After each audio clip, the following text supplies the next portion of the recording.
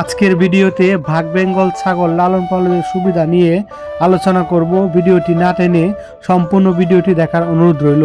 সম্মানিত ভিউয়ার্স, আসসালামু আলাইকুম। ভিডিওতে যে ছাগলটি দেখতে পাচ্ছেন সেটা হচ্ছে ব্ল্যাক বেঙ্গল ছাগল। এই ছাগল অল্প জায়গাতে লালন পালন করা যায়। এদের জন্য বিশেষ কোনো ঘরের প্রয়োজন হয় না। আপনি ইচ্ছা করলে আপনার বসত বাড়িতে রান্নাঘরে কিংবা আপনার থাকার ঘরে একটা কোণাতে ওদেরকে রাখতে পারবেন, কারণ ওদের রোগ প্রতিরোধ ক্ষমতা অন্যান্য ছাগলের তুলনায় অনেক বেশি।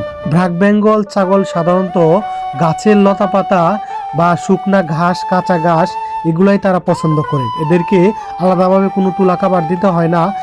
আমাদের গ্রামের মাছাছিরা যেটা ছোটোবেলা থেকে দেখে আসছি যে ভাতের মার দিলে ওরা পেট ভরে খেয়ে নেয়। একটি প্রাপ্তবয়স্ক ছাগি 2 থেকে 4টা পর্যন্ত বাচ্চা দেয়।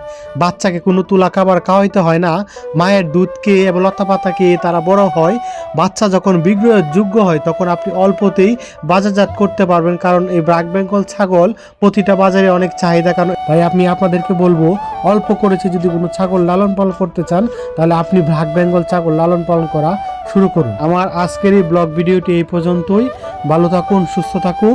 ভিডিওটি যদি ভালো লাগে অবশ্যই শেয়ার করতে ভুলবেন না।